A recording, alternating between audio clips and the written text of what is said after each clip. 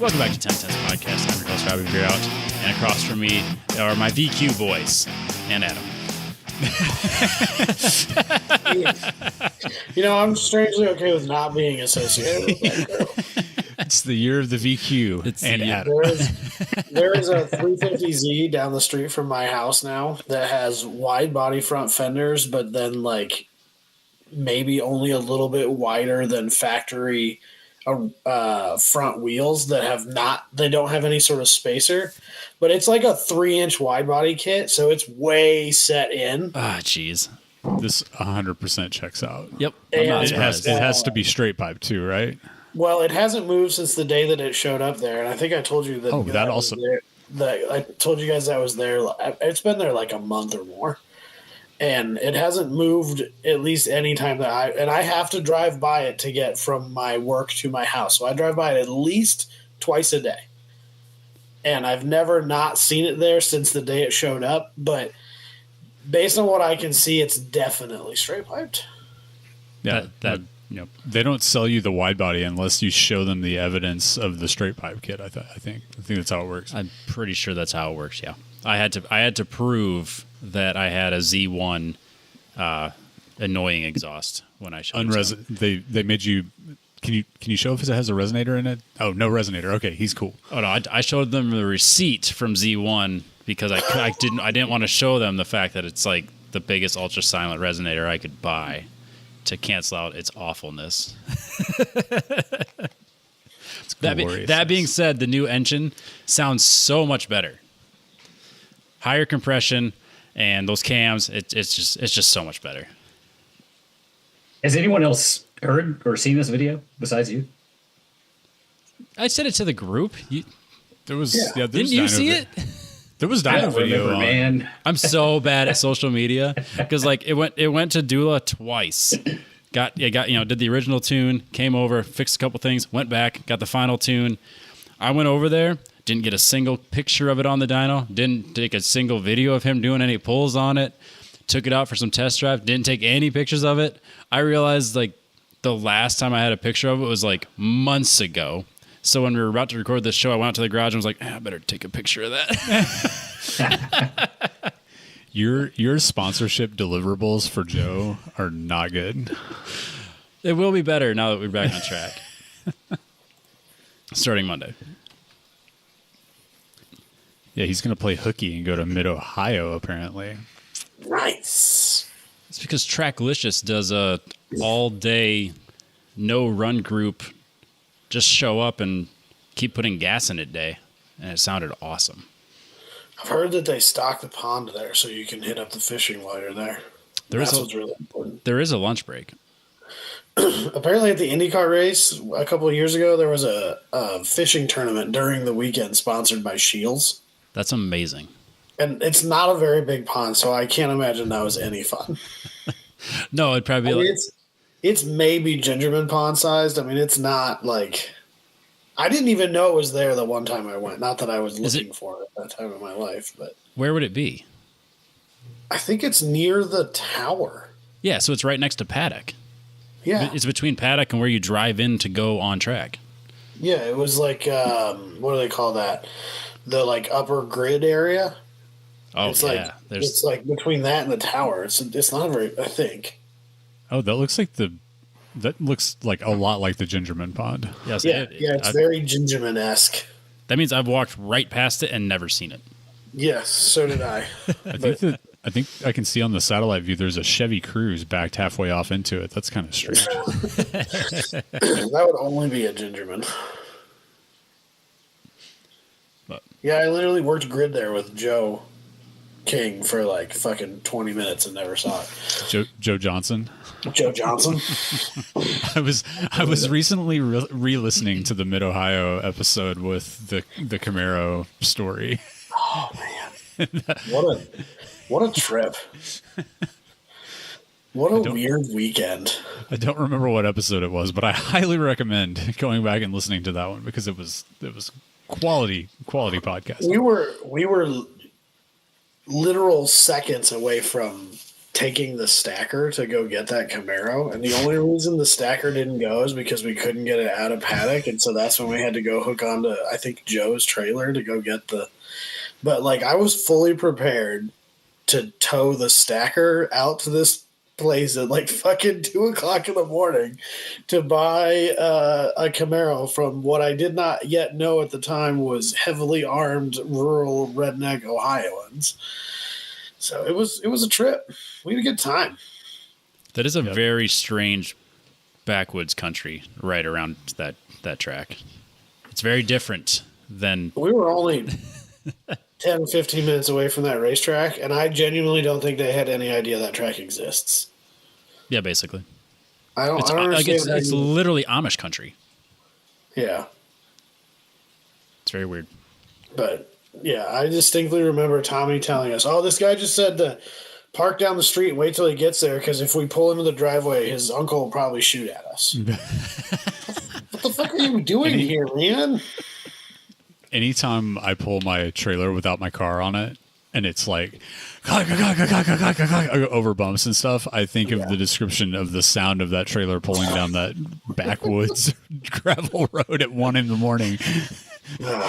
After Tommy had just like verbally harassed and emotionally everything to that poor guy for the entire day. Yeah. Yeah. Good times. Episode 264. Perfect. There's also a Slip Angle episode where we reread Tommy's text message chain with this guy, and Tommy reads it as himself, and I believe I was the seller, if I remember correctly. And Abe just sat across from us in Abe's old motorhome. What we lovingly referred to as Reba. I'm about to say, that was the Reba motorhome, right? Yep, that was Reba McIntyre's old motorhome. I don't think it was actually hers, but she definitely had one, so we called it Reba. And just like the look of confusion and terror on Abe's face was priceless. So You got to go to work there, Adam? no, I'm not answering that. I know exactly what it is. And, we'll just put it this way. If I had it my way, that kid wouldn't have a job when he shows up for work tomorrow. So That doesn't sound fun at all. Ooh, let's answer the call then. I might get my way. It's quality podcasting right here. Human resources. I'm his boss, so I might even get my way. We'll find out. Oh, jeez. So, Yikes. managing people's fun. I really enjoy it. It doesn't sound fun, and I want no part of that. Oh, fucking sucks. No. Not paid enough, that's for sure. Yeah. But we have a guest. His name is Matt. He drives a VQ. He's awesome. You're correct. I do drive a VQ. I don't know about the other part. I just want to state that those things are not mutually exclusive. Okay, like I need to be the voice of reason in this podcast. Being awesome and being a VQ owner, not mutually exclusive. So as a new VQ owner, is the self-loathing just part of it? Yes. Yes. Okay. No, it's kind of like the attitude. The attitude I have about it is kind of the same one I had in high school and in college. We can talk about it this way, but you can't talk about it that way. Exactly. We can talk about how bad we suck, but you're not able to. Self-loathing is definitely something we just have as a generation. I don't think that's anything to do with car ownership. You have a pretty good point there. All right, so I do have to talk about this. So as a VQ owner, I've always known that everyone hates on them all across the internet, right? So I get one, I'm like, yeah, I get it. I'm going to just get piled on all the time. I regularly have people walk up to me and say, your car sounds awesome. And I can't really tell if they're joking. Like they're being sincere, but I'm like not ready to accept that it sounds good, from someone who's walking up to me. So I somehow get it a lot that, hey, your car sounds great. And I'm like, are you sure? Like, is that... Well, so as the non-VQ owning voice of reason here, a VQ can sound great. in my opinion. But most of them Do not. that you see on the street, ruined. I think I figured it out. I think if you have a straight piped dual exit exhaust, awful, awful, awful. But mine is an $80 catback eBay thing with a wide pipe I made myself before I knew how to weld, and it sounds fine. So I think just getting it into one pipe really helps it. The single pipe helps. That or if you have the NVIDIA, like that, it's got like 6 different mufflers on it. That one sounds really good, but then you have to have like 100 pounds of metal behind your bumper. That or, yeah, you get like 2 or 3 vibrant ultra silent resonators, and that helps a lot. That or So you go to domed high compression pistons, that helps a lot too. I still think the best sounding Z I've ever heard was just a Nismo like polished stainless muffler. That was just the dual outlets in the stock location, and it sounded just like Chewbacca. But it was awesome all at the same time. That's the way that Don Boss's was. He used to have a purple one when we were just barely out of high school or out of college and didn't know what you could do with the 350Z at the time. And it had like 22-inch rims and it was slammed on the ground and had like 40 degrees of camber. But it had, I think it had like a full true dual exhaust system. I think his was the NVIDIA.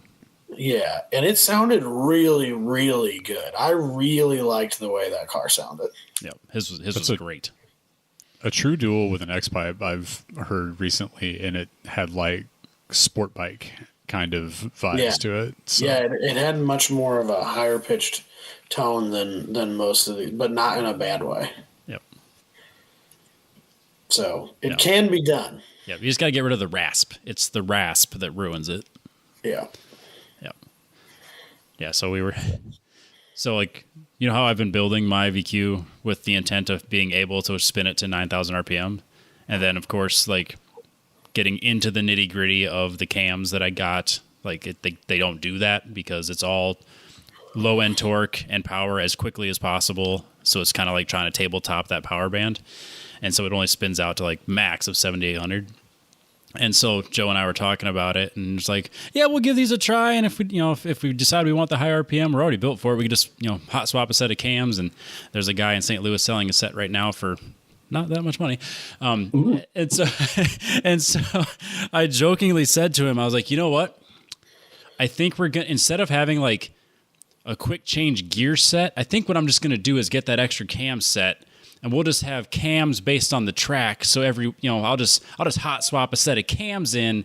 I'll got my short track cams and then my high power, my high RPM long track cams. And he was like, "That's the dumbest fucking idea."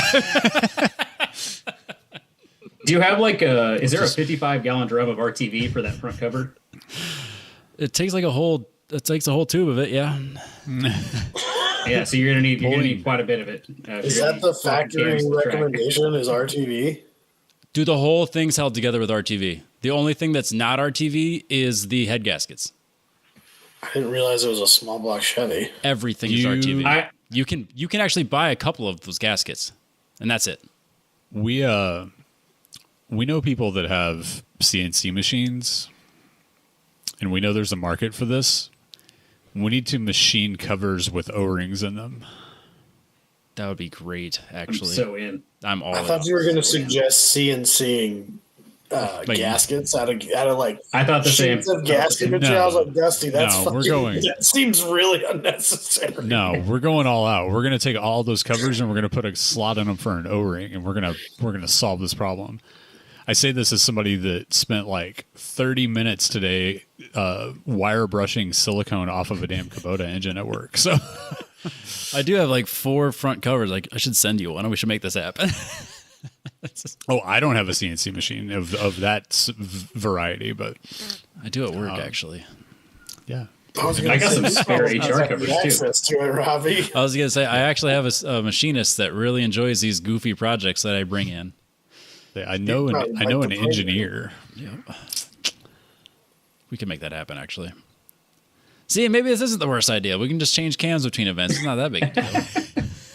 We need a VQ front cover that's like a Supra front cover where the top of it's just open. That'd be great. But At one point, I know the Andy Smedgard was planning on swapping transes in the green S2000. Why can't I think of that name of that car? Super K. Joel, Super K. Joel Morrison?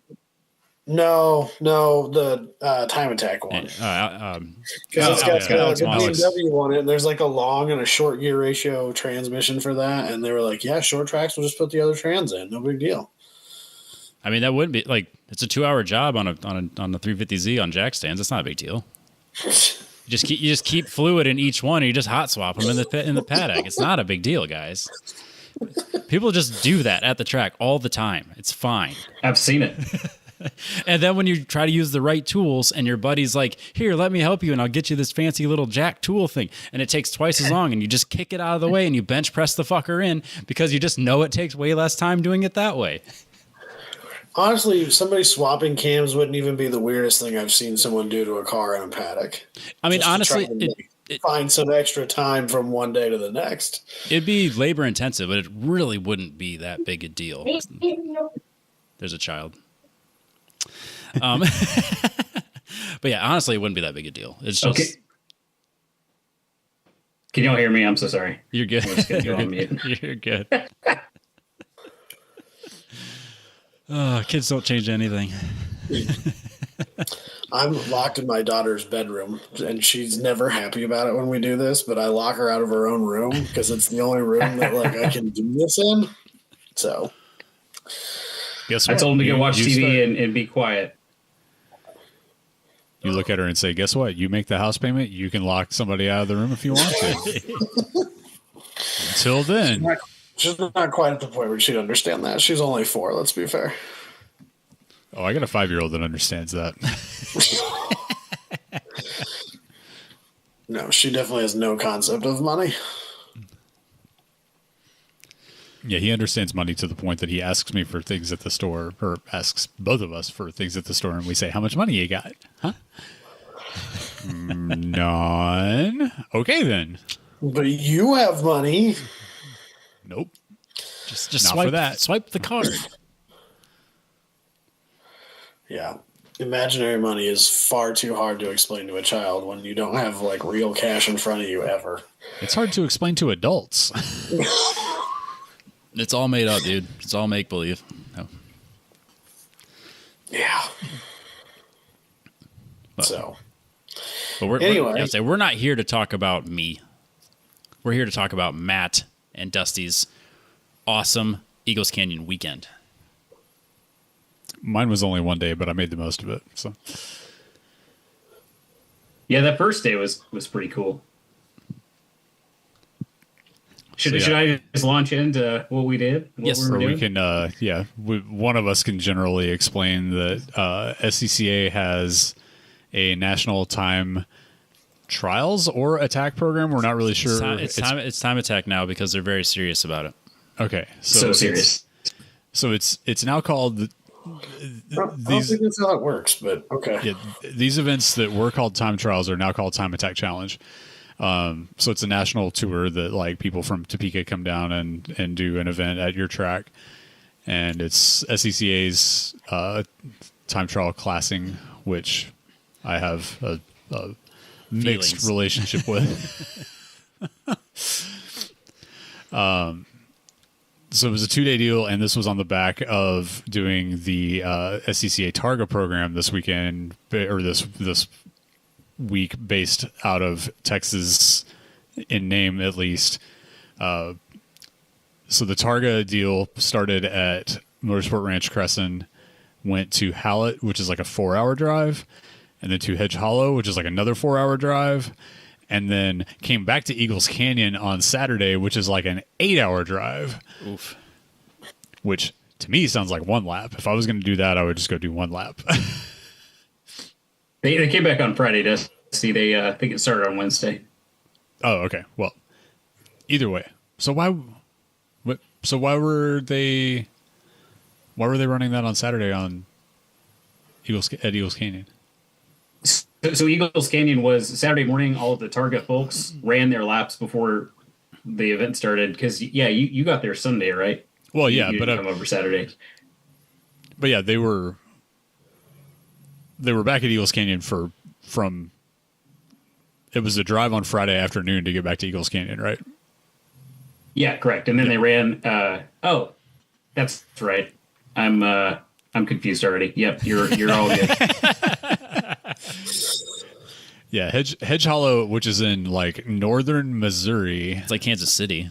Yeah, it's Kansas City area. Yeah, on Friday morning, and then drive back to Decatur, Texas, all in one day. It was a little more hardcore than what I was. I saw the Targa last year, and I really wanted to shoot for doing it. But the only thing I have to do it in is in a car that has all solid bushings and no speed, no cruise control, and That's how you're supposed to do it. As someone that didn't do one lap that way, that's definitely how you're supposed to do it. as someone who did one lap in a brand new car with a cruise set on 125. What about the truck? Well, so they don't let trucks in on Eagles Canyon, so that's problem number one. And number two, oh my God, premium is like $5.50 a gallon. No, it's not. It's over $6 now, dude. It would, best case, it would get like maybe 11. I left Austin. Go ahead, Adam. I can't believe they won't trucks like that on. Like, oh, there's a whole thing.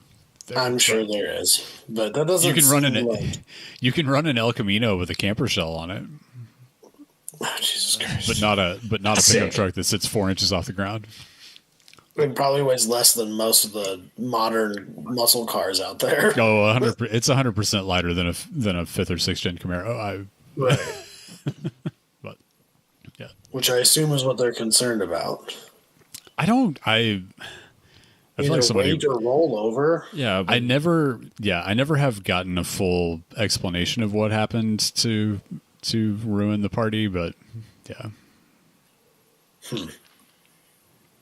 Quick on the gas topic. When I left Austin, gas was filled up for like $3.60 in the van. Takes 87. By the time I got to Dallas, it was $4.30. And so I'm feeling really good about driving out to Watkins Glen this summer. It's going to be awesome. It's going to be great. Yeah, I filled up the Sonic yesterday, and it's the most expensive I've ever filled a tank in that.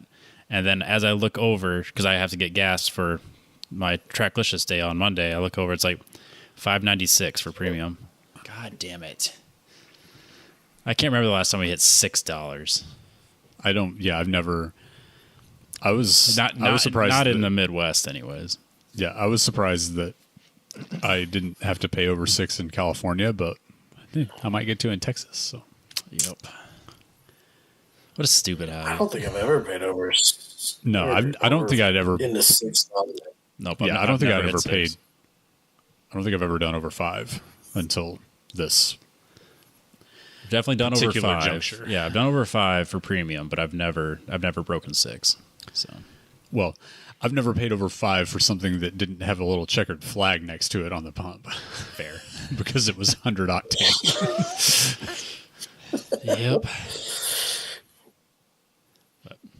So Matt ran the time trial portion of the weekend, and I will. No, he didn't. He did the time attack version of it. God. It's very serious now. We were attacking time, not trialing it. I was actually meant to go on the Targa this year. One of my GLTC buddies has a Corvette that he prepped, I guess for time attack or just HPDs, whatever.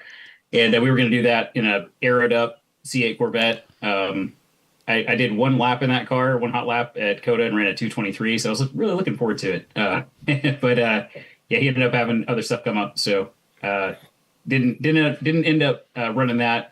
And then I've been overcommitting myself for the past 3 years. I was like, you know what, this is too much. So I just ended up bailing on Targa.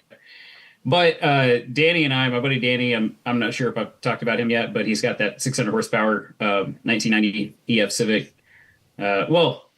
Yeah, you all probably talked about it because Dusty did the head on his B18, right?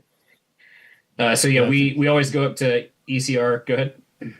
I probably talked about it when we were talking about doing your stuff too, but yeah, his car is the one that has like 37 inches of tire on the front.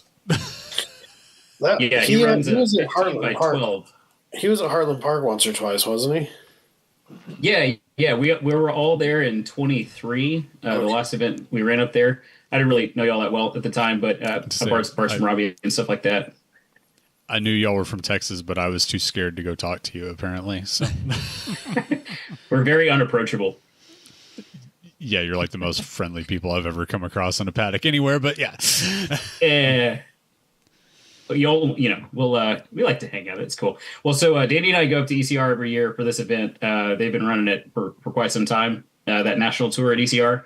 So last year at the Targa, I drove my buddy's first gen 86. We did all that Texas event, and it's actually really awesome because I'm conveniently located in the center of the state. So we started at Crescent. We actually dropped our rigs off at ECR, started at Crescent on Wednesday, ran Harris Hill on Thursday, MSR Houston on Friday, and then drove to ECR on Friday to do the Target time trials last year. So when they did they're calling it the Tex-ish event because, Oklahoma and Missouri were added to the track list. It just, it's that last stint is pretty rough. I don't necessarily enjoy being on the road that often. I mean, I do it to go to grid life events and stuff like that, but I'm not trying to add an 8-hour commute for fun. So I ended up bailing this year. So we ended up getting there Friday. We got there in the evening, got everything set up, which is cool. And then Saturday was a pretty good day for me. Let me back up a little bit. Danny and I spent 4 days. We both have young kids, so it's a big deal for us to work so much in the garage in 1 week. But we ended up building me a new splitter. Danny and I think I talked about this in the last podcast I did with y'all, that we have Denim Industrial Composites where we make, denim reinforced aero parts. So Danny has been, honing his craft over the years, and so he's got this. He's got a really cool method where, we're using Revolution ply, pretty thin plywood, but then he layers it up, 3 layers at the leading edge. And so it's a fully sculpted aero profile on the bottom, and then obviously a very handsome denim layer on top for aesthetics and strength. And so anyways, we'd worked on that for 4 straight days. I don't think I got to bed before midnight any day last week. But so get to the site on Friday night. I'm still kind of, working on it, wrapping it all up. But it's kind of pretty tired from all that experience. But Saturday, they actually switched the event. So these time trial events are, we run both directions. So one direction one day, and then they flip it the next day, which is actually really cool because you get 2 tracks for the price of one, kind of a deal. And normally we run counterclockwise, which is the regular direction for ECR. We normally run that first, and then clockwise the second day. Well, they flipped it. Last year, I didn't practice at all. I was worried about the new tracks I hadn't been to for Targa, so I never practiced clockwise, and I kind of choked. I was pretty far back on day 2. So I simmed a lot on Assetto Corsa this year, and it all came together. I had a really good time. I dropped 3 seconds off my PB from last year. Just the aero was working great. It was awesome, but I ran out of time to put my aero springs back on, so I was running a pretty low spring rate, and it was handling a little bit funny, hitting the tire on the fender. So Saturday night, I swapped springs, did a bunch of stuff. I also was hitting the rub blocks in the splitter pretty hard, just because the aero and the spring rates. So I ended up raising it up that night, and this kind of goes into a story later. He committed a cardinal sin. He raised his race car. Shame. I did. I did. Coutil would never. He would never. No matter how low you go, Coutil will tell you it can go lower. It can go lower. It's supposed to be lower. It can go lower statically. It can go a lot lower statically. But if Eagles Canyon has some pretty aggressive elevation changes with in camber, so you're going to be hitting your car and stuff if it's not got perfect clearance. And my car came with 14x6s from the factory, and I'm running 18x11s, so it's everything's just kind of occupying a lot of space in there. But anyways, so I was working on it on Saturday night just to get the we were making aluminum rub blocks instead of titanium ones, which is kind of a travesty because no sparks, but they're much cheaper and easier to fabricate. So I ended up running through 3/4 of my, I think it was a 2-inch splitter rub block in one day. So I was like, I should probably raise it a little bit, just a little bit, because we'd spent so many hours. I think I calculated 10 hours.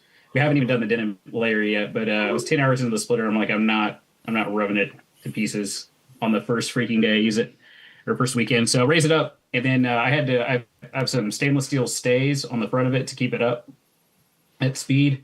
And at night, having a beer, chatting with everybody, I was making these stays, and I crimped all the new ferrules and everything, and then go out on the first session, my hardship session, which we'll get to. There's a reason I had the hardship session, and I ripped the stay right off of it. So like, I guess I hadn't crimped the ferrule enough, and so I ripped the new thing. It was a disaster. But yeah, so don't work on your race car late at night when you've been having some beers is the lesson there. Or always work on it after you've had some beers. Yeah, you got to be in that steady state, so you're always in the right mindset. Dalton disagrees with that for sure. Yep. He works best. You know, for sure. Everybody's got their own method, you know. So to transition from Saturday into Sunday at like 6 p.m. probably Saturday evening, I check our little group message, and it says, Dusty, here we go. How far are you from Summit? I'm like, well, it's right down the road. It's like an hour and a half. In Texas, that is right down the road. Really, yeah, that's why like I wasn't on the way. I wasn't being sarcastic. Yeah. So it turns out it's actually like 45 minutes for me, but I don't know how quick they process an order for will call. So, but we're about to find out. So it turns out brake pads were a little bit thin. Whenever so here's the brake pad story. The reason I asked, I didn't even thought about it. I assumed that if I couldn't find a set of pads there, I just was out of the event, right? So it is what it is. But I'm running in a class with Terry Fair, who just swapped. He's a local guy from Dallas who just swapped a J37 from a minivan into his first gen 86. It's pretty awesome. Love the build. And so it's got like parts. And it's got square 315s on it. Nutty build. Also has square 315s. Yes. And it's full aero and all that stuff. So I asked him, I was like, hey, Terry, do you have any 7420 pads for a Willwood Superlight just laying around? He's like, no, but Dave Whitener probably does, so go ask him. So Dave Whitener was also competing in an 86, and he was going back home that night because he lives up there. And he said, oh, yeah, I stock them. I only keep Hawks, but I have that pad shape for sure, so I'll bring one to you in the morning. I was like, that's cool, thanks, man, appreciate you. So he hooked me up. Funny 1010s connection here. So I put a little talking to the camera video about my specific S chassis ABS MK60 install, and that kind of went around our group. And then a bunch of people did the ABS swap. And so David Whitener was watching my video to do his swap, but I just copied straight off of Robbie, who copied off of Hurdle. So it's just kind of like trickling down to the community, which I think is funny. Yep. But yeah, so he was like, he gave me Whitener gave me the bro deal because my guide, which is Robbie's guide, which is Hurdle's guide, helped him out on his car. So thank you, Robbie /Austin. Yeah, so that was the reason I needed pads was it was 4 sessions into the day. I'd run COTA a couple weeks before. I'd been running around on my new calipers. I put the calipers on, and my buddy had a set of those pads laying around, and he was like, hey, these are really nice. I can't even remember what they were, like Ferodos or something. So I try these out, see how you like them, and then order new ones.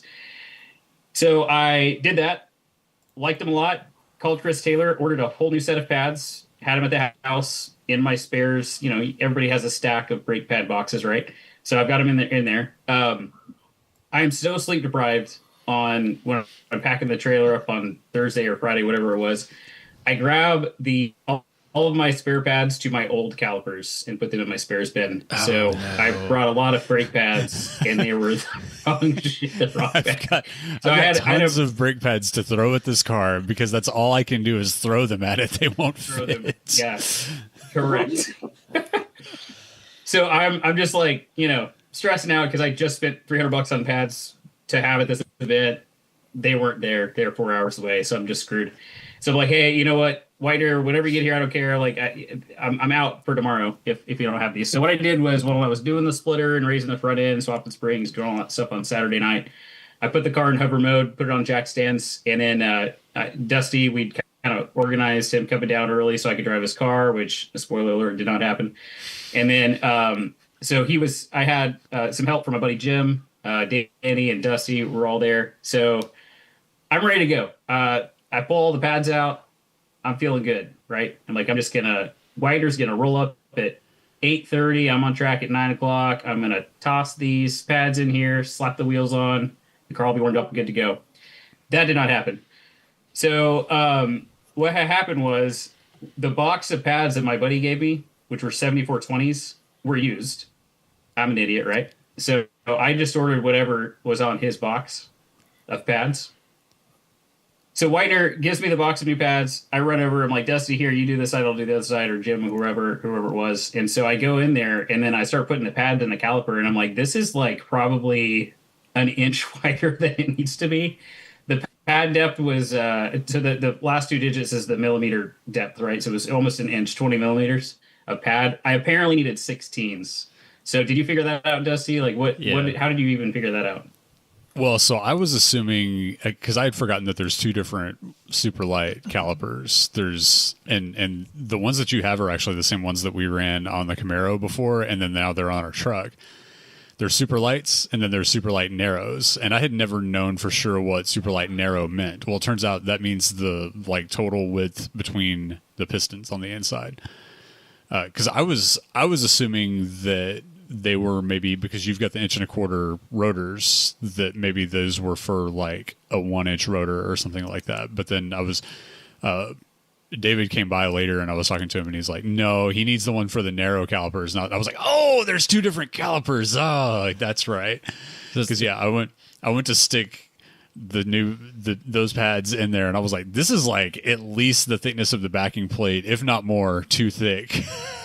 Total. Like, I'm used to having to get, because whenever they're fresh, you've got to get the pistons like pushed like all the way out completely flat to get them in there, and we got the pistons all the way out flat except for one of them. Did we, Dusty? Except for one of them, which again, foreshadowing. The like on the outside of it with all three pistons pushed all the way in, there was still no way. So. But they're the exact same backer plate. Like it's 7420s and 7416s, the exact same backer. So I can see why you would think they'd work, and I easily could have made that mistake myself. But yeah, I know that they're that similar. But yeah, I run 7420s. Well, so this is clearly, it's clearly my fault for multiple reasons that this happened. But like it's also like everything that could have gone wrong went wrong here. So these are brand new calipers. I put them on, I think, in December. They're like, they have a couple of track days on them. They're brand new. So I'm like, okay, yeah, pads, not a big deal, right? So I have the pads in my hand. We realized that they're a little bit wide, but we had some methods there, which we'll talk about in a second. But one of the main front pistons on the inside of the driver caliper is not going anywhere. And Dusty knows this very well. Yeah, it's like almost falling out, and it's like kind of cocked to one side. So, big shout out to Will, who works for Mike Dusold. Yes, and keeps the Camaro running whenever it's at the track. He came down and was like, how's it going, guys? I was like, it's going awesome. And so this piston's hanging out in the breeze out of the caliper, and so Will goes and grabs a pad spreader tool. Wait, how are you guys getting your pads, or how are you getting them recessed back into the caliper before? We'll get there. Okay. I'm curious what you were doing before this. So Matt can elaborate on that. I think that process was before I got there, but. So I think just pushing on the rotor and the piston at the same time with. Oh, okay. Sorry, I see what you're saying. I thought you were asking me how I got the brake pads to the correct height, but we'll get there. Conversation. Yeah. So do you not have a pad spreader? All right. No, I don't have a pad. What? You're so bougie. You got a pad. They cost like $13. What kind of stupid question is that, Robbie? Come on. God. They could be at your house You're from so Amazon bougie. tomorrow.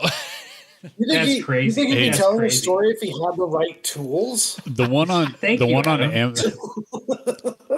I will defend him here. The one on Amazon that's $13. If you try to do it on a big ass burly brake caliper, you can bend it. Which one are you talking about? The one that you has a trigger like a gun, or are you talking about the one with the screw that pulls them apart? The one with the screw that you pull apart. I straight bent one of those in half, and I sent I'm not saying you can't ruin them because I've done that, but you should still have one. All right, so I think I contributed to it being stuck in the bore. This is pure speculation. Who knows? The piston stuck in the bore. anyone could have clear, been okay? responsible for it.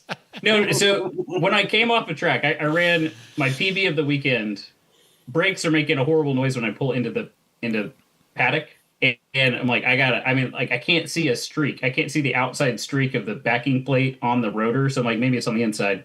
I pull the inside pad. I hadn't had pad for at least a session. It was pure backing plate on the inside of the rotor. So I think what happened was it was wearing the backing plate away so much that the piston had overextended. I think that's what happened, because I'm driving as hard as I possibly can. I won't say the podcast name. I'm doing whatever I can, right? So He was driving flat out. I think I'm driving. Thank you. Let's go. So I think just from me, being an animal smashing the pedal, it probably overextended it and got it stuck there, because it didn't make any sense. Every other piston, I just walk them back with my hand, right? So when I take pads out, I'll use the pad, the stock backing plate, and I'll push the pistons in with the pad like an animal. So I'm not a professional. I'm just a silly IT nerd. And so, anyways, maybe. All right. Someone just walked into my house, so I'm going to go see who that is. I'll be right back. Talk about yourself.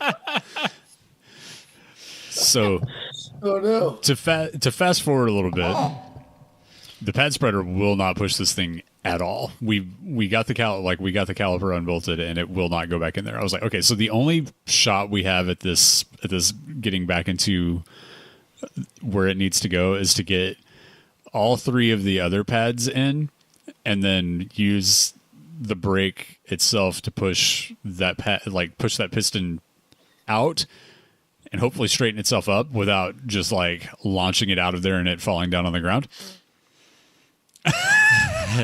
Matt's covering his face right now because he remembers that part. And so the pads are too thick. Luckily, this is a crew that travels with 4-inch cutoff wheels and grinders. Hold on. What do you mean a crew that track? Do you all not bring your death wheels to the track? That's crazy. I don't in my open trailer, because if I'm out at something with my open trailer and I need a death wheel, we're just gonna load it up and call it quits, because I'm not as cool as you are. I'm not bougie enough to have a death wheel battery powered. I have a $20. Oh no, these were corded. Oh. And they were running off, I'm assuming, an inverter in his No. Y'all are silly. Y'all are so silly. So here's our setup. So Danny and I travel together all over the place. Kids, dogs. I'm sorry. I don't even know. We're gonna walk past it. So we will set up on site 3 days. So we have mini splits in our rigs, in our trucks. So we have a generator at all times. So the generator's always running, keeping it cold. I actually use it to get changed before a race because it's hot. I want a nice AC space where I can try to calm myself down, because I'm normally stressed out, as Dusty knows. He's been with me for multiple events where I'm like this, but that's just in my normal state. Anyway, so we are running a 3-way splitter off of a generator on our shitty $20 Harbor Freight death wheels. But anyway, so Danny, I don't know why he had both of his, but we had four cutoff wheels here. there was grinders just laying everywhere. It's amazing. So I bring a flat disc, load it up, and I bring a cutoff wheel, because I was gonna do splitter stuff. That was the point of bringing those. I don't always have them with me. And then Danny had his for whatever reason, because his bus is usually pretty stocked. It's got a good tool set in it. But so I'm out of time. It's like 8:45. I need to be in the car at like 8:55, right? And so I'm like, hey, Dusty, can you like do this or that? And then like, or can you work on the piston? I'm gonna go shave the pads down. So I'm thinking this is like, we just couldn't recess the pistons back enough, so we just need to take like a mil off of it. So I'm sitting there with a flat disc. My buddy Jim's doing the same, and I'm realizing like this isn't putting enough material off. Like, what's going on? So I go from the flat disc to the death wheel, like, you know, the organic one, make it a little bit more progress, and then like I go back over to Dusty, and I was like, wait, this is never gonna fit, right? And he's like, no, there's no chance. He comes over to try to put it in there, and he's like, what the hell? We're like half an inch off. First side. Correct, It was ridiculous. So, and the math doesn't work if you 4 millimeters. Anyways, it was ridiculous. So, our buddy Paul is like, he does like interior, like really badass interiors on houses. So he's got a huge vocational work truck with every tool known to man in it that you would ever need. And then so he gets the metal diamond tipped death wheel, like the real one, The cutter. that will just lop your arm right off. Yeah, like the one that So I grabbed that. the one that Dalton bought from that guy at PRI that was like cutting bricks and anvils in half with it, like that kind of a death wheel. So I grab the brake pad, this brand new brake pad I got from Whitener. I take a vice grip, I clip it to my tailgate table with all my coffee set up on it, and then I'm just going to town on this thing. And then I remember Dusty walks over and he's like, sure does smell like brake pad over here. And so there is this like, imagine a smoky fire. There's just that, but brake pad is just all in the air. And so I took at least 6 months off my life there, which is fine. And so I rock and roll on these pads. Yeah, it's fine. It's fine. You can breathe that right in. So I knock off probably half of the pad material. I'm stressing out. I'm just trying to get a lap in. Because to back up, I was on day one. I'm running against a Porsche Cayman GTS 4.0, which, why is that in my class? We don't know. It's fine. And so he was 0.0. We know. See my prior conversation about the SEC time attack rule set. We know why it's in your class. Time attack.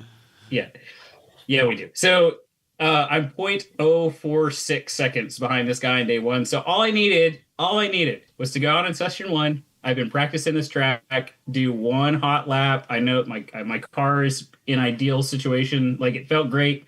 Minus not having any brake pads. Everything's dialed. I just got brand new traction control, put a new MK60 CSL module in my car over the week. Like, it's dialed. I just need a freaking lap. So I'm like, I need to go out. So I kind of rushed through this. Dusty saw me. I'm a complete spaz when I'm stressed at the track because you're on the clock, right? I'm freaking out. He sounded like a Quentin Tarantino movie with the amount of just like compound expletives that were being said. It was impressive. Well, so we're making progress, right? After I figured out like what I needed to do with the brake pad, I like get those ready, and then we toss them in the passenger side, no issues. The inside caliper or the inside pistons on the driver's side was the one that was the issue. And so, Dusty has been around for a while. He knows what he's doing. So I'm like, I trust him to like get everything set up. So we got all the pads in there that they needed to go. And then how close were you to being like even with your rotor? Or are we talking like gaps in the flatness of your pad surface? Oh, so Jim, I think, kind of smoothed it out after the cutting to try to like get it to where there was a little more contact area.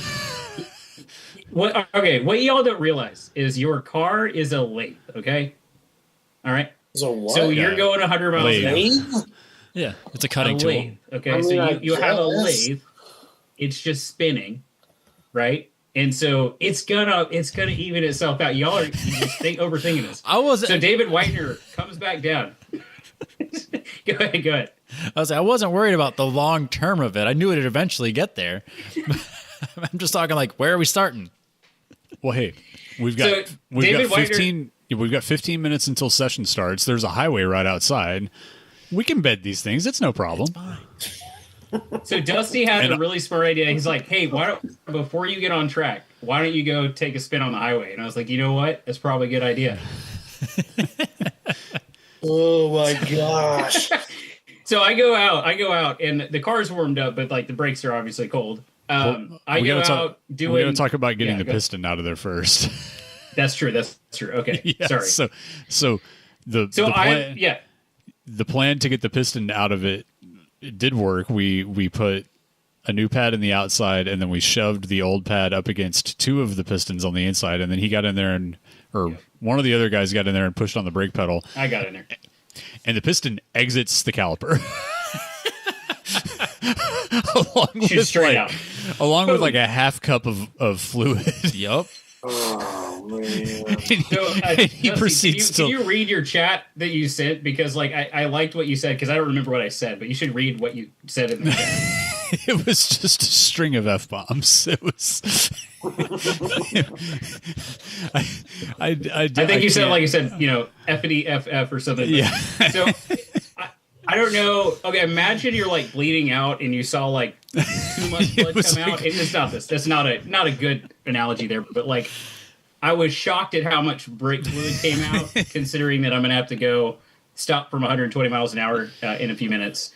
So it's a Willwood super light. It had the bleeder on both sides, and we were able to get it, but it was a scary amount of fluid. It was the most air I've ever seen come out of brake fluid that was on a car that had been running like an hour before. So the whatever happened to the piston, however it got stuck in there, it was stuck before I started messing with anything. The pad was like extremely hard to get out of it, and I think that was one of the reasons why. I was concerned about the board being scored, or the seal, whatever, being messed up. So while the piston was out, yes, it made an escape. Ended up cleaning off the surface, and it actually went in pretty easy, right, Dusty? Like it didn't give us any trouble getting back in there. Yes, yeah. I just looked down and it was back in there. I was like, oh, okay, cool. Let's keep going. Yeah. Did I do that? I don't even remember. Yeah, I think you did. Ball of stress. I wasn't. I wasn't going to take responsibility for tearing the seal on your caliper and then watching you go like flying, hurtling off of the public. There's public 5 road. other seals. That's the thing. There's 5 other seals. It's okay. So we somehow got it all back in there, and then slam it together. And so I was just going to go out on track for a hardship lap. And Dusty's like, hey, why don't you just take it on the road and make sure you have brake pressure? And I was like, that's probably a really good idea. Because we're on a country road, there's really nobody out there. Yeah, go out and do some 60 to 40s a couple times and just make sure that it doesn't eject the pad or the caliper or the piston out of the caliper. Yeah. Yep. So I ran down to Mexico real quick. It's a short drive, and I did a couple 80 to 40s. And it was very, very strange. It was like driving Danny's car, but in reverse. It was just all over the road. So knocked the ridges off of the brake pad. You get ridges in your brake pad, and made them pretty flat. And then came back after a couple of go to woes. It was fine. It felt great. So I decided to get on track. And it was an easy, no problem, just go do your hardship lap, right? Yep. SCCA was gracious enough to let you on track to see how the car was feeling. Yep. Story over. Moving on. There's a bit of a story there. There's a bit of a story. Nobody saw that. Story over. No. I go up to John Hunter and like, hey man, had a brake issue. Just want to make sure everything's chill. I'd like to do a hardship lap. Not thinking anything of it. I've been running with Grid Life since 22, and I'm just kind of used to talking to them. And cool. so he's like, no problem, man. Yeah. Sure. Matt, we trust you. Do whatever you want. So he's like, well, okay. So, we got these 5 run groups. Podcast. Jesus Christ. So he goes, so let's run through all 5 work groups. And then we have a 10-minute flex window where we have a chunk of time for this specific purpose. Why don't you do that? And then you'll go to your hardship lap and come back and grid up for your session. I'm like, that's cool. That's fine. I would have liked to done it earlier. For a reason will become clear here in a second. But I'm like, that makes sense from like an operational thing. I don't have to bug anybody. So I go up there, and yeah, the guy working the grid was he wasn't a huge fan of hardship laps, but it is what it is. They let me do my thing. So because I had worked on the splitter the night before and redone all the splitter stays, I had I'm on the back straight doing 100 something, and then I hear it just start flapping. So my splitter is clearly not attached to my car anymore. Have to go back to my paddock spot, hop out of the car, got my Hans on still, and then I see like the splitter stays just become a 2-piece splitter stay. So Danny luckily was in a different group, and he was able to go grab his stuff, his stainless steel cable, and I made slightly heavier slightly gauge. bigger. Yeah, so I've been running those, Dusty. That's the funny thing. Danny was like giving me a hard time about like how thin my wire was. I've been running those since 2020 or something like that. They were fine. I think they were just fatigued. I shouldn't have reused it. Should use new ones, obviously. Nah. But yeah, he had like this crazy thick stainless steel cable. And so I'm in my Hans device, like crimping everything and like being on a stress ball. And Danny's like, chill out, man. I'm like, I just can't do it. So got it all done. Hop back in the car, run up to the grid, and everybody's gone. So like I missed my my window, and I asked the grid guy, I'm like, hey, look, I had to go fix my car. I'm back. Can I go out still? And he looks over. He's like, and he like he gives me this grief. It's like, I guess, and then lets me go. It was perfect. So I'm actually gridded pretty far up in the run group because of my times. But they not to brag. Stan, the guy who was leading the fastest group. Well, whatever. I was not that fast. It was just an SCT event. So the first car is like halfway through the track, so I could see them probably a mile or mile and a half away on track from me. I was really worried that I was going to block the front of the pack, who were clearly faster than me. But yeah, I ended up getting, I think, like 3 hot laps in without seeing a single car, just because of the way that I got sent out in the order. Dusty, you said it was like 3.1 miles. How long's that track? It's actually the long configuration is 2.7 there. So the funny thing about this is there was 5 groups. There was 70 cars. So we run the Apex group that runs locally up here. We run time attack events with them. They'll put 35 cars on that track in a group, and it'll be a spread from 2 minutes to 2 minutes and 40 seconds. Ooh. And guess what? The people at the front get their 2 hot laps that they want before they come in, because their shit's all hot and boiling over because their cars run 2 minutes. And the people at the back are just fine, because it's open passing with a point by, and if you're in time attack, you should be aware enough to point people by. And the seriousness of the sanctity of these run groups with 15 cars in them is mind blowing to me. But I don't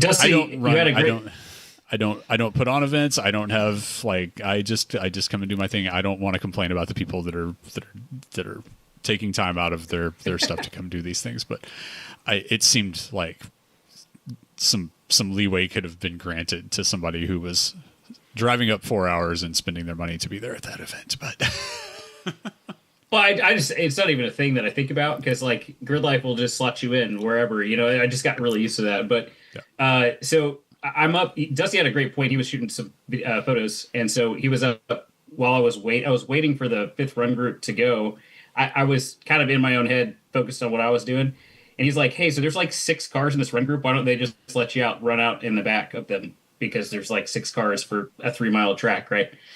So, they made me wait for the entire session until that completely went checker flag. They all came in, and before I could go for my hardship lap. So in a perfect world, I would have either gone out in front of them and just ripped one, came back, or just kind of like we did, go out in the back, but they were not having it. So anyways, that was kind of a mess. But luckily, I did get out in that second session and set a new PB. I ended up not getting the time done to win the class, which is a little bit of a bummer. I felt like this was my only event to get it done, because in October, everyone's coming up for time attack nationals. And I think there's going to be some seriously fast guys there. So the The funny part of calling this time attack is I'm on the website right now looking at the results of this event, and it says time trials at the top of the page. It's fine. They're in the process of a name change. It'll get there. Yeah, it's something. And then in that fifth group, there was a spread of like a 203 all the way out to like a 225. See, it's perfect. So, it's yeah. fine. It's fine.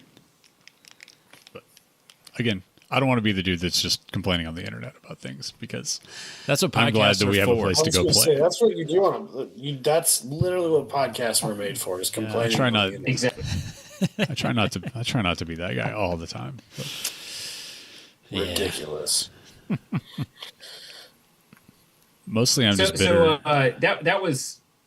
Go ahead, Dusty. I said mostly I'm just bitter that I've got more tire that Matt has and the same engine, and he's like 9 seconds a lap faster than me. So Hold on. I thought we were running the same width tire.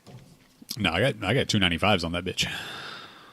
I have 295s. Oh, okay. I thought you were on 275s or 285s. But So in GLTC, I run a GLTC would be- 275 on 10 and a halves, but I run a 295 on an 11 for time attack. So okay. we're like that's basically the same. Yeah, that's the difference. That's the 9 seconds then. Yeah, exactly. So ECR is an aero track. When you're going, I was hitting 106 into turn 6. It's just you kind of need aero to in the really fast sketchy spots, and so I think your car is obviously a little bit heavier and doesn't have aero, but yeah. So like, how did your event go? Because I think, did you set a PB later in that day?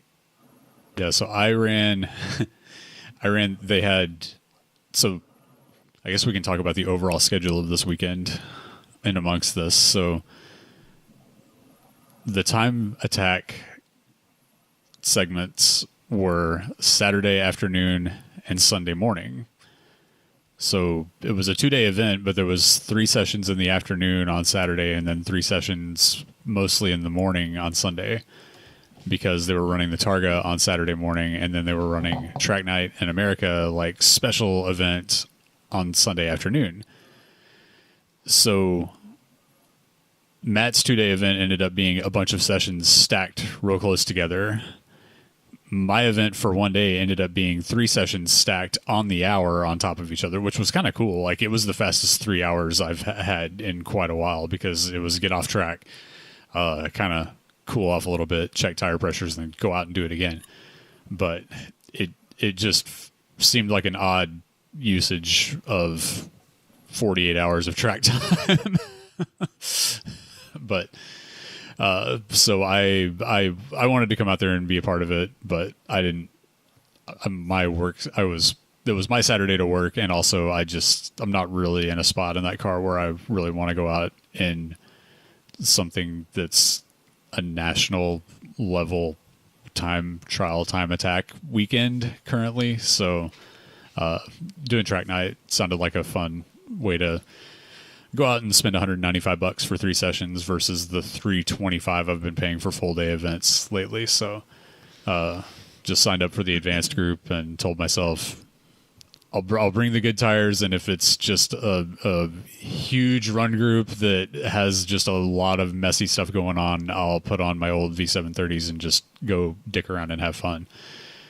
And it was actually a really good group. Like, the first session was like kind of a mess, and then the second session and third session I got a bunch of open track and took, for the first time literally in forever, actually chopped some off of the lap times that I've been able to run there. So I credit it mostly to getting a real wheel set up for my sim that I can actually feel like the transition weight of the car on. And so doing laps and trying to ride the slip angle of the car is not an impossible feat anymore. It actually feels like pretty intuitive, because I have a Moza R5 now instead of the Logitech G29 or whatever my old one was. And so yeah, trying to translate what I was doing in the sim to what I was actually doing on track was like a whole different experience than what I've had. So that was pretty cool for just ram like back-to-back sessions in the hottest part of the day, which wasn't that hot, but I say, weren't you guys complaining about being cold? It sounded lovely. It was chilly in the mornings and the Define chilly. 50s. It wasn't Ohio or Iowa cold, okay? Their low was our high for the day. It was 50s, yeah. Well, okay, so to be fair, like a cold front came in with all the rain on Friday, and so it was probably 40 degrees when we woke up, which in May is like kind of crazy. So did you have frost? I had 2 hoodies on. We had frost. We had frost. Did you have frost? Yeah, we had frost. warning in the whole 9 yards. Okay. Friday morning or Saturday morning. If we'd had frost, the event would have been canceled. Nobody would have been able to get there. You can't run that. You can't run that. But yeah. I don't know. I fished fine all day long on Saturday. It was not a problem at all. Oh, gosh. But no, it's funny. Well, you never know in May. It could be 110 degrees. Yeah. Well, the pictures you guys send are always just like light or like screensaver skies always in the background. So it's hard to tell. It just looks like it's perfect. And I remember at one lap coming from the hotel and driving through those like windy, I guess really not windy, but like hilly roads to get to Eagles Canyon. And it's just like, it's a really nice morning. It's got a little bit of dew on the grass, a little bit of fog. And you're just like going over those hills. You're just like, God damn, it is beautiful out here. So yeah, I understand how nice it is there. So 50 degrees there sounds pretty freaking nice. It's pretty good. Yeah, this time of year is fun because like rolling out there to get to the track at like 7:30, the sun was well up by the time I was out that direction, and you're just in between 2 giant fields with cows grazing on green grass in them, and the sun's shining through the trees and stuff. Yeah, it's like I make fun of Texas a lot, but this is pretty cool. It's a nice area. I think someone made a YouTube video of like track showers tier list. Did this happen, or am I? Yeah, they did. Yeah, showers and bathrooms. Yeah, because they had Mid Ohio really low, which is ridiculous. Cause they're not that bad. I thought Mid Ohio showers were really good. Yeah, but they had on that list. Mid-O was like bottom tier, which is ridiculous. And then that is ridiculous because like Gingerman should be like the standard of terrible. And Mid Ohio was like at least 3 tiers above that, and they kind of had it in the same area, which is bullshit. I took like a 30-minute shower because it was so hot and felt so great when I was at Mid Ohio.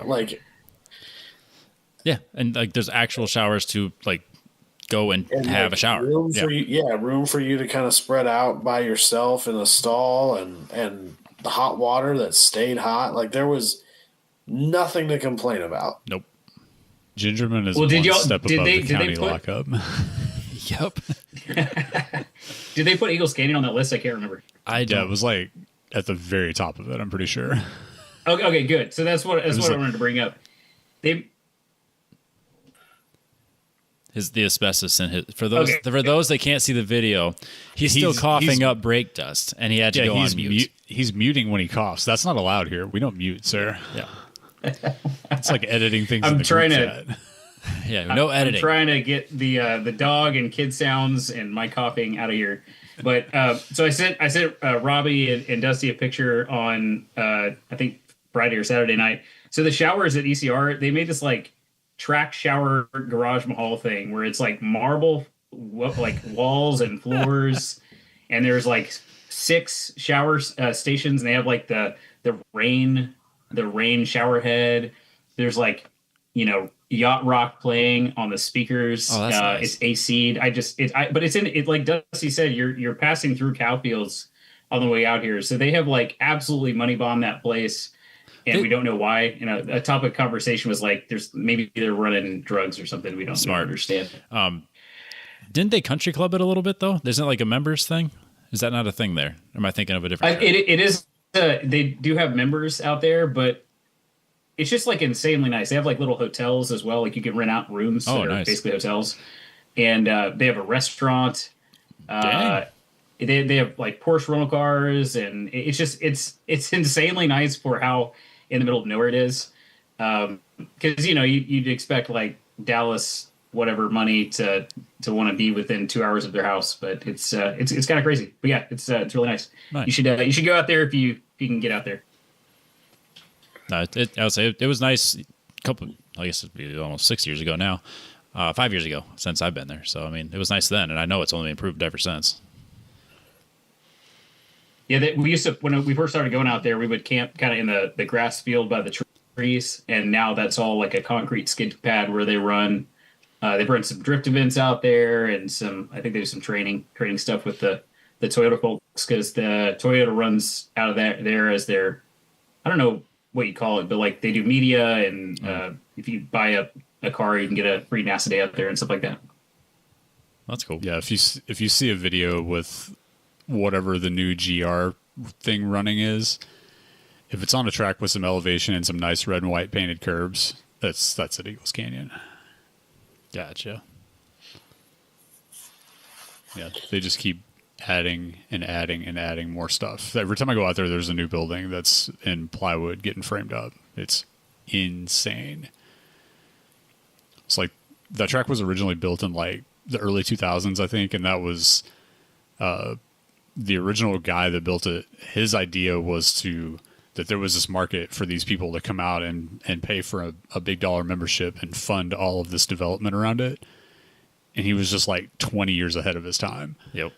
And the people that came in and bought it and took it over, like they found that group of people, and it's paying off. It's super, super nice. No, I mean, we've been saying it for, I don't know, years, that if you want tracks to stick around, you almost have to turn it into a bit of a country club. I mean, it doesn't have to be like private members only, but to do it like that, I mean, that's how you're going to survive. And there's an off-road track that's off the back side of it that is a separate membership. And then they're doing a karting track that I think they're going to have like a full academy thing at. So Damn, that's awesome. There's a lot going on out there.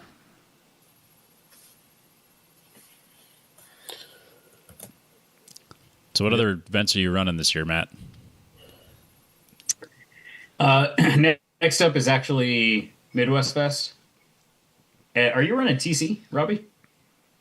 Yes. So I got my Tracklicious test day on Monday. So if you're listening to this, it's probably already happened. And that's kind of gauging how I feel about the year, because I want to make sure everything's working the way I need it to. And so my assumption is I'll do my test day, shake out the new engine, the new traction control logic that we got going on. Obviously, I do some back and forth with Joe to kind of fine tune some stuff. Assuming that goes as planned, I think we're doing a day in Grattan at the Memorial Day weekend. There's a day there, so we'll do 2 more test days and then Midwest Fest, and then I'll do Watkins and Lime Rock are my plan for the year. Oh yeah, Adam, you're coming up to Watkins Glen to hang out with us, right? Not a fucking chance. Oh, come on, man. That's crazy. I am taking a week-long trip to Canada at the end of this month, and then I'm basically out of PTO until my reset in September. Oof. So, dang. Canada will be fun, though. I have like 2 or 3 days after that that I'm going to save for necessities. Yep. So for sure. Yeah, so I'm doing Midwest Fest at Gingerman, and then I got a really cool guy who lives in Columbus who offered to store my rig in his back 40, and then we're gonna take the whole family up. E-Man doesn't have a back 40 anymore. I don't know. Yeah, I was gonna say. I don't know where he got that. I found some guy on Craigslist, but so my family's actually no. Check with Tommy. All right, good. So my wife typically likes to come up to Road America because the track's beautiful, and the reason I'm even going to Watkins Glen is she said, "Well, why don't we go to New York?" And I was like, "I guess we're going to New York." So we're flying up to Columbus, and then we're going to make it a family trip because my son's coming with me. We're going to hit Niagara Falls on the way to Watkins Glen, and then kind of take the long way back, going down through the Carolinas. might unload the car, run the tail, the dragon, and stuff like that. So it's a free trip if I'm with my family, right? I don't have to worry about being gone or explain to my friends what I'm doing. So yeah, I'm pretty excited about that. But I'm actually running in GT this year because I like Aero and I'm stupid. So Shame. it will Shame. it will be bad, but Shame. I know. How are you getting the power you need? So I'm going to be about 20 horsepower shy of what I need. So Dusty built me a 3.7 bottom end that's going in my car. I unfortunately won't get it in before then, but my buddy's got a set of HR heads that have some pretty big cams in them. So over the winter, I'm going to throw that 3.7 bottom end with cammed HR heads, and I should be making like 350.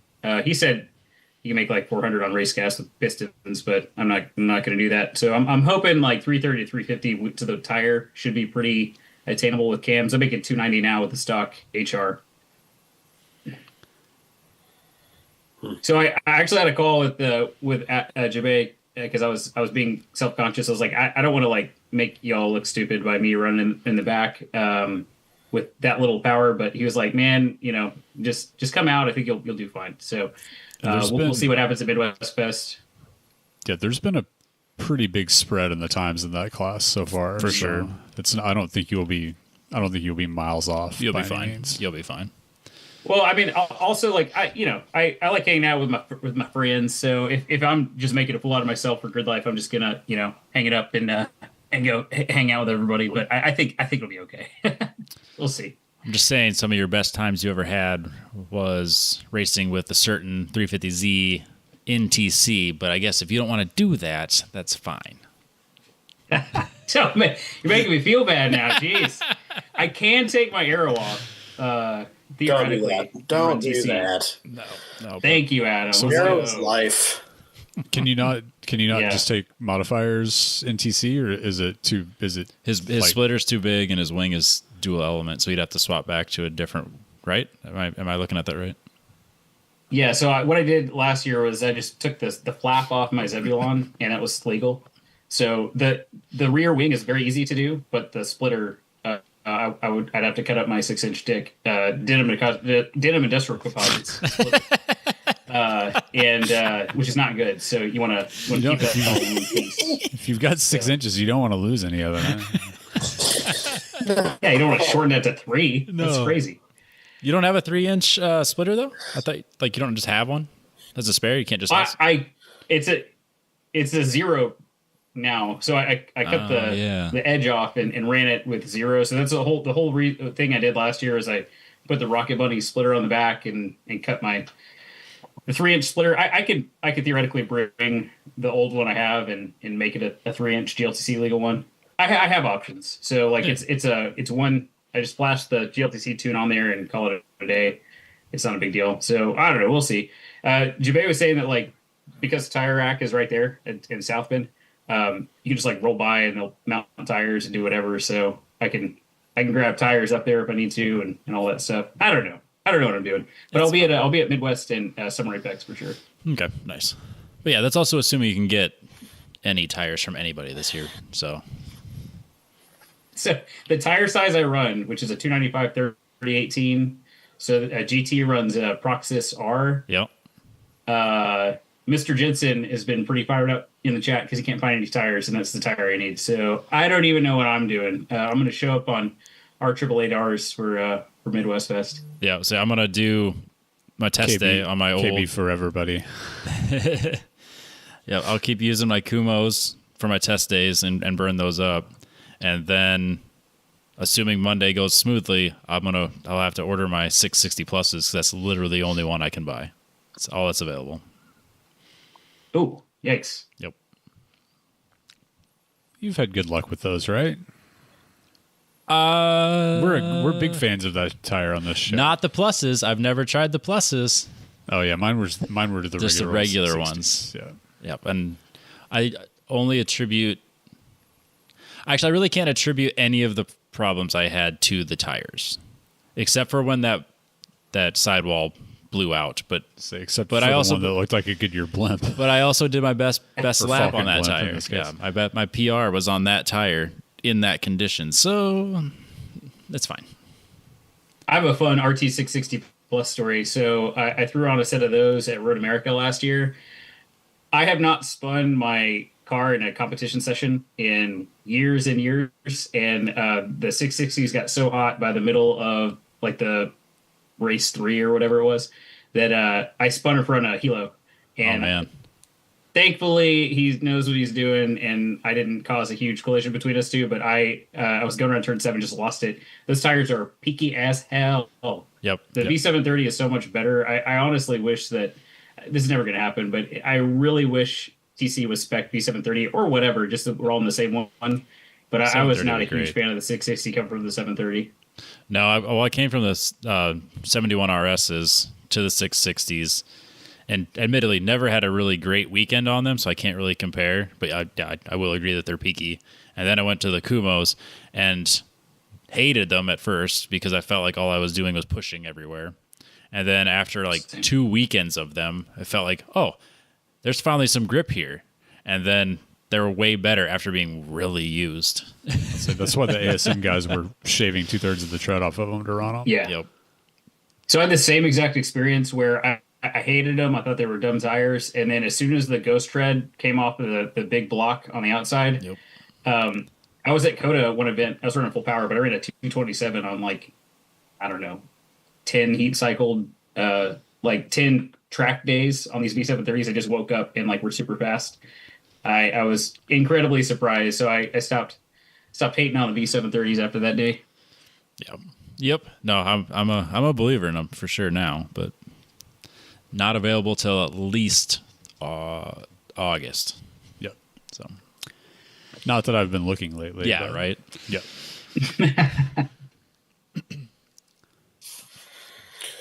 Just go back to Hoosiers like the good old days. Yeah.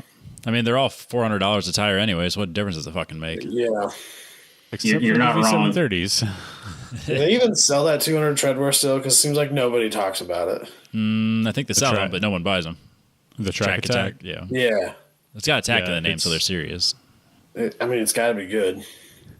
Well, so Di put Track Attack Bros on that C8 that I drove at Coda, and I'd never driven on them before. So I've seen a set. I've actually driven on one, but I mean, who is buying that expensive tire that's like kind of mid? I have no idea. Yeah, I was going to say the performance per dollar is not there.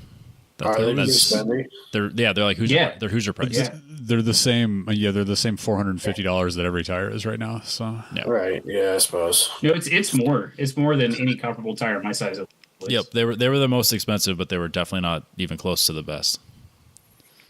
So yeah, the stuff I've some of the Optima guys have run them some, and it was compared more like to not as far in the extreme as the RS4, but like, you know, a track like a go out and do lots of laps track tire versus a absolute pace for 2 laps track tire. So Maybe an endurance, like a Lemons or. yeah, kind of, and not, you know, not quite as far as like an as RS3. that extreme, but yeah, not an AO52 or an RE71 by any means.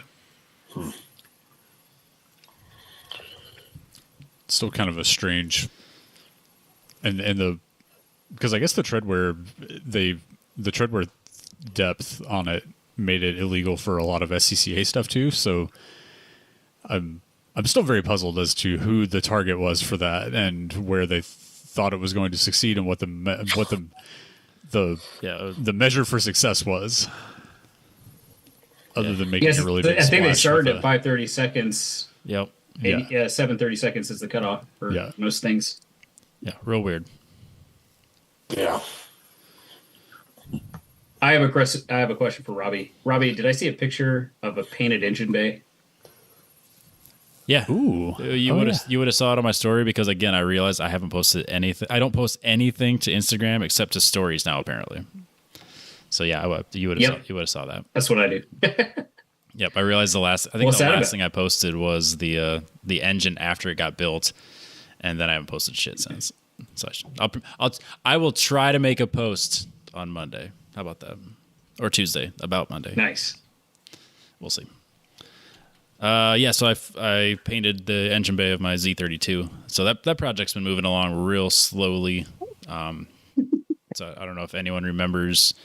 So I picked that up for a song and a dance. It was a car and a half with a blown engine, and I sold a bunch of spare parts from that I had doubles of. I got rid of the engine that I obviously wasn't going to use, and ended up making $300. Or I guess I got paid $300 to take this Z32. And so I've been slowly acquiring parts for it. I talked about getting that 4-point grade engine. I picked up a Chuck Norris cam for it, and then I wanted to make sure the engine bay was complete and ready for painted, so I can start putting the engine in and all that stuff. And just the goal is to have it done next year, this time, so I can just enjoy it as a street car. So yeah, I got it painted between the last podcast and this podcast, and I had not sprayed a car in almost 15 years. Almost 15 years. Was the 240 the last thing you did? I didn't spray the 240. Oh, okay. So I guess technically, I don't know if I've ever actually sprayed a car, because all the stuff I did at the body shop was forklifts and telehandlers and shit. That was like my thing. That's all I did. So, I mean, I got a decent amount of paint experience, but I've certainly never taken a car into the booth and painted it to automotive quality, if that makes sense. And I obviously don't have a auto body background besides just homebrew shit. So the obvious thing to do is to take a car and determine to do a candy tri-coat paint job. That's the obvious choice to do. So that's what I'm doing. There's a lot of purple blue stuff going on there. Yeah, so it's a It's a real easy paint for sure. Luckily, I don't have to like mix it. It's just like this is not like some crazy expensive paint. It's just what's it called? Shit.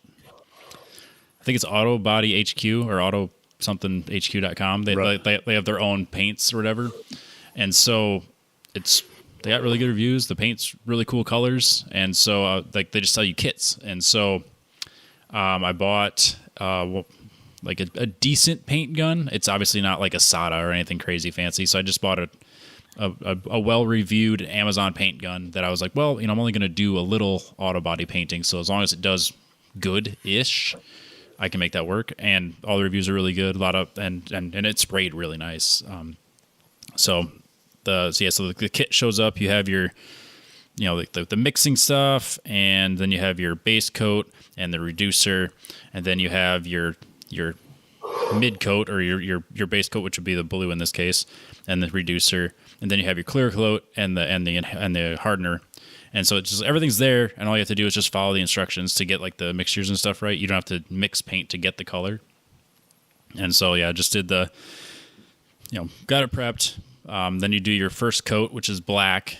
I probably used the wrong tip for that. It said to use a 1.3 or a 1.5 nozzle, and I used a 1.3. I think I used the 1.3, and it didn't spray great, and it took me like half the time to get like the gun set up, spraying in a way that I was somewhat happy with, and I was convinced I was going to fuck it all up. And then of course like it dries super matte, and so so when I spray a spot it looks wet and then the rest looks matte, and it's like as it's drying and it's not spraying the way I want it to look, I'm like halfway through the day, because I know it's everything is broken. Well, it's going to take 3 or 4 coats to do the first coat, then it takes 3 or 4 coats to do the mid coat, and then it takes 3 coats of clear, and it's just like this is a whole day fucking deal. And like 2 hours into it, I'm like, I fucking hate this. I hate how this looked. And like it's fine. It's just as it's drying or like getting to that tacky mid, like not dry, but like that tack coat or tack time. so you can go paint the next layer. It's just like I was convinced I was screwing up the black, and I think I used the wrong nozzle. But and then I went to the blue, and it was much thinner paint, and it sprayed so much better, like just perfect. Like it took half a second to get my nozzle settings and like my airflow and stuff like just perfect, and I didn't touch it the whole rest of the time, and it just perfect spraying. It was like I was so happy with how that sprayed. I was so happy with how the paint gun worked. So it's a cosmic blue, so I know it's gonna have a lot of purple tones to it. And so as I do my first coat, it's like plum purple. I'm like, this might be a little bit more purple than I was intending. Surely blue's gonna come out on the next coat. Second coat, there's some blue. Third coat, and at this point, I'm out like 3 coats, and I'm out of paint. Like this, like that's how much paint we're using here. Like it's a quart of paint to do an engine bay. Like this is a thin thin paint. Lots of so 3 to 4 coats is what you're supposed to do. And so third coat, I'm happy with it. It's starting to look blue. Still very purple by what I was expecting. I was like, okay, well, we're here. This is the color the car is now. It's purple. And so then I go and do the clear coat, and like I don't know how it magically just brings out the blue, but clear brings out the blue. And that's where all the I spray it on, and that first coat of just like clear coat is like, oh, there's the blue. Now it's not purple anymore. So it was a real weird color to spray. But yeah, I had spent like some time getting my RV side of the parking of my garage set up like paint booth. So I got like lights on the side, and then like nice new lights on the ceiling, so it's nice and lit up, and you can actually see what you're doing in there. So it was really nice to paint in. And then got the clear coat done. Really didn't do anything wrong with like how I painted it, or like I didn't have any runs or anything like that. I like the muscle memory of it for having not done it in a long time just came right back once I had a gun that was spraying the way I wanted it to. And it turned out super great. And then I took that video of it kind of walking up, and you can kind of see as it shifts from blue to purple depending on the light, and it's fucking rad. I love that color. It's so good. Yeah, I'm looking at it now in the picture. Would it really be super obvious? purple on the front and blue in the back? Yeah, that's what I was noticing too. But I think that's just the way the light's hitting it. And it pictures and video don't like it. It doesn't picture or take like it doesn't look that way in person either. It's a weird color because the way the light hits it at any given angle kind of changes it from blue to purple, and then the way you photograph it, depending on the reflection of the light, changes how it looks in a photo. Because like even right now, I have 2 screens up. On the one screen is my OBS that has like all of this, like all the stuff we're recording, and it's a mirrored image of my left screen, which is just a picture of the car right now. And on the left screen, it's very purple, but on this screen, it's very blue. And that's really how it is in real life too. It's real weird, and I love it. Is that a custom color, or did you? Is it off of some car? It's from that Auto HQ or whatever website. It's just their color. It's a cosmic blue. Got it. So, yeah, that's the way the paints on both the Camaro and the truck are. They're a bunch of different layers of pearl in it that make it flip flop, and then also the one on the Camaro, the original atomic orange or sunset orange that I wanted to do was like super thin and mostly clear instead of mostly pigment, and it was going to take like double the amount of material to do it. Yep. And that's why we ended up doing the PT Cruiser red that we did because that could get done in one $500 gallon of paint instead of 2 or 3. So yeah, because I was kind of shopping around for ideas of what I wanted, because like It's so expensive. it is, it's crazy expensive. So like I knew I wanted to go with a purple, or like some type of purple. And so I had originally settled on the BMW P28, like the new whatever car, the M cars have this P28 purple code. And I was eggplant purple. I was dead set on that.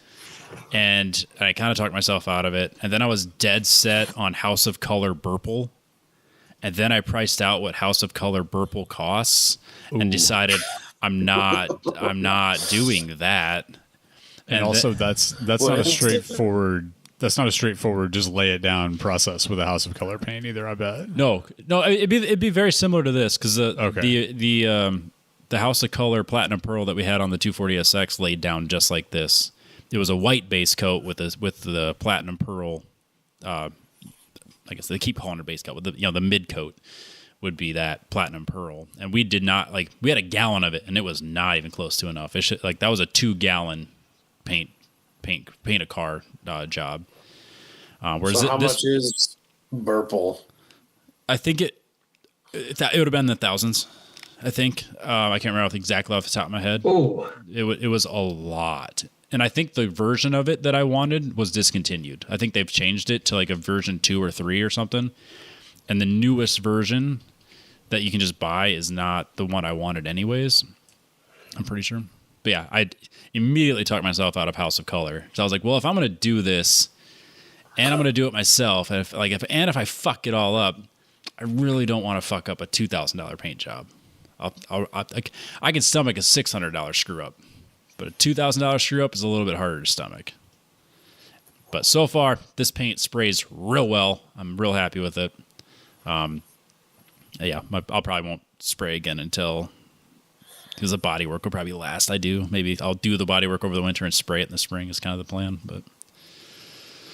But I just want to say, would it even be Robbie doing a project if he wasn't convinced that he fucked it up from the get-go, and then when it's done, it turns out to be perfectly acceptable? Yeah, there's a saying that I heard on another podcast. How you do anything is how you do everything. Yep. No, it's. Well, I mean, it's nice because like I know '90s Nissans really well, so like doing the V8 swap into a '92 300ZX is very, very similar to doing a V8 swap into a '95 240SX. So like I know the things that I need to be paying attention to, and so I can do it right the first time. I don't have to do it 3 or 4 times and then get burned on things that as I learn the hard way. So it's kind of nice to go back and kind of redo all the things I wish I would have done from the beginning on the 240. And this is a car I always wanted anyways, because at the time it was harder to get a 300ZX than it was a 240SX. But how that's changed, right? I'm going to have to go ahead and just disagree with you there. So have you put the motor in your car yet? Have you placed it in the engine bay? I have not yet. Okay, well, it's coming then. well, I guess why would this be any harder than the 240? Great question. I had the same exact thought that you had when so you and I both had LS swapped S chassis, right? Yeah. And now we have the Z32s. Yeah. For whatever reason, it's actually the same in the Z33. I think the firewall is really, really, really close to the engine versus the S chassis. The S chassis is like a flat thing. So I actually had to drop the subframe to get the engine in and out of the car. And I always joked when people would ask me about my LS swap on the 240, I would say it's a bolt-in swap because you don't have to do anything. It just places itself in there. Sure. So that back section, where the heads hit the or near the firewall, it is a huge pain. I don't know why. Interesting. They made it so tight back here, but it's much tighter. Okay, that's good to know. Probably still fits better than the car it came in, though. Well, yeah, because that half the engine sits under the windshield in that car. Every time I look at a 4th gen on Marketplace, I go, "Oh yeah, no, the second cylinder is the beginning of the windshield." That's right. No, absolutely not. We should all just buy GTOs and be done with it. Yep. So I have some GTO marketplace opinions. Every GTO on marketplace is either $30,000 or $3,000. There's no in between. Nope. And neither of them is a good idea. Correct. Yeah, but I want both of them. Yeah, everything on my marketplace right now is either the nicest one that has ever existed and priced accordingly, or like half of it is on one trailer and half of it is on the other trailer. It's like every Solstice that exists is either automatic or salvage title. There is no in between. Nope. Every Solstice.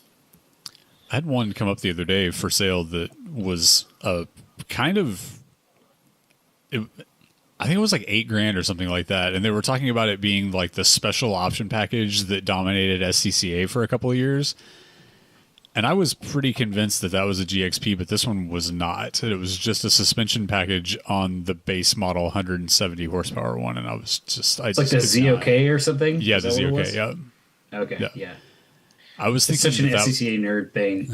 Yeah, because that car dominated some street class for like 2 seasons or something, and then it went from being in D Street to A mod or something stupid. Well, the way that works is like some model gets like a sway bar that the other model didn't get, and it's like the dominant car. That's how like little it takes to make it. Yeah. I loved the one that my mom had. I thought they were great little cars. It was so fun to drive, but it was a terrible car for like my mom couldn't take it to the grocery store because there's 2 bags worth of groceries and space in it. That's it. Yep. Yeah. And so it was literally just like, if you are going to work and home, it's fine. And if you're just going to go out for a cruise, it's fine. But if you want to like run errands, you can't take it. It's all the fun of having a mid-engine car, except there's also an engine in the front. I specifically remember it had in like a spec sheet, it had a cargo capacity with and without the top up and down. And like when it was up, it was only like 2.5 cubic feet. And when it was down, it was like 0.6 or something totally useless. Yeah. Like, why even list it? Weird. Well, at least whenever you drove it with the top up, it was also like nightmarishly cramped on the inside with the worst blind spots of any car ever invented. Yeah. Yeah, it was pretty rough. I still want one with a rowdy LS7 and some fat tires on the back, like the one that Hot Rod Magazine mallet did. cars that they made. Oh, some of the coolest little things in existence at the time. So, I'm always like shocked at how, but like the Sky just looks so much better than the Solstice to me. So oh yes, it's like the coolest car. And then the Solstice. You were coached on that, and I refuse to believe he wasn't, but it's so great. I refuse to believe any different. In your little fucking boys group chat, you were all like, "Hey, anytime the Solstice comes up, make sure to tell Adam that the Sky's a better looking car." Because even though none of us believe that, we've got him all worked up on it. I don't believe that that's not the case. Didn't say a word. What did I run into here? What did I run into? It's been a running joke for several years now.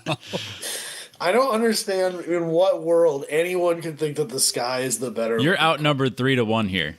I'm outnumbered 3-1 everywhere, and I refuse to accept it. I don't. This is the hottest take I've ever heard you take. This is crazy. I genuinely do not understand. I cannot fathom how anyone could think the Sky is the better looking car. It is the better looking car, and it's not even close. I refuse to understand it. Are we talking about the same car? Yes. Like the Saturn Sky. The Saturn Sky knocked it out of the park. Yep. It's not as good as the Solstice. It's better in every way, from every angle. That's it. No. I'm so happy that we all agree without even having to say anything. Unanimous agreement. Saturn Sky. Literally the winner there. I don't get it. All right, Matt. So, me and my dad are the only one who have that opinion. I don't understand it. So, Wild. I still love that they made this, like, as the car was actively dying, possibly along with the brand, they made a coupe version of it that they only made like a couple thousand of. And it has cup holders in the center divider between the seats and the what would pass as the cargo area in a standard car, that put cup holders like literally by your ear behind you. I saw whenever they like announced that production had ceased on it, I saw a thing on like Jalopnik or something, and I was like, everybody reach up behind your right shoulder and grab your beer and pour one out for the solstice. That's amazing. I did not realize that.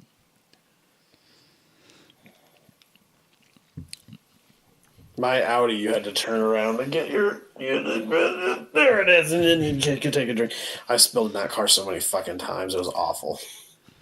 I have to do that in the design. I have to do that in the Z, but it's because I put dumb race seats in it. So, Yeah, it was behind you, like behind the front. It was two pop holders or can holders, cup holders, whatever you want to call it, and the front one was behind your shoulder where I sat. Which granted, I'm relatively short. I'm pretty close to the steering wheel, but it was impossible to reach. It was awful. Did the 350Z come with cup holders from the factory? Yeah, in the center console and in the door panels. Okay. Robbie's like, I've never had a. Well, not the- Yeah, he never had an interior. Never had an interior in mind, but well, then there's the 300ZX doesn't have any whatsoever. That's bizarre. It seems to be an American thing. Yeah, the 240 doesn't have it any. The S14 didn't either. Now that I think of it, because I always would just have, like, if I had anything, it'd have to be a 20 ounce with a cap, and it could set in the center console whole thing. It was clearly an afterthought in my Audi. Yep. Like, it was like, shit, we got to have this or no one will buy it in America. We'll just throw it back there out of the way. Those fat Americans won't be able to shove that sugar water down their throats the entire time they're driving. To be fair, they're right. I wasn't saying it sarcastically. Well, like, my dad's Jetta, the cup holders were clearly an afterthought too, because you would push a button and they would come out and then cover the entire fucking radio. Yeah, I think I had a 92 hard body whenever I turned 16 that I don't remember if it had any. I think it might have had one that popped out of the dash and had a little like thing that came down out of the bottom of it, maybe. Yep. You were too busy having like the ultimate driving experience while you were driving it to drink anything, though. Yeah. So. Yeah, you can't be thinking about stuff like that. Especially in an automatic hard body. It's funny to me that the coolest thing you've ever had was 16. I mean, automatic does admittedly make it worse, but that was still like one of the cooler things you've ever had. So the thing that made it great as an automatic was you could just like dump it into a low speed 90-degree corner, like 20 miles an hour, and just hammer the throttle, and it would downshift into first and just slide the back end around like crazy. It was better at doing slides than the Sonoma that I had afterward. The Sonoma was just hooked up all the time with the 2.2 and the 5-speed. Did you have a ZQ8 package?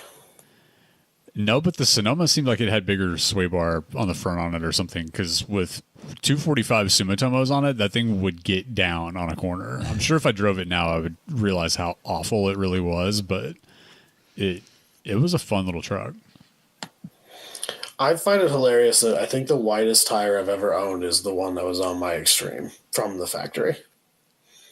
They had, what, like 245s on them or something? Yeah, it's a 245. Yeah. But like my Audi was a 225.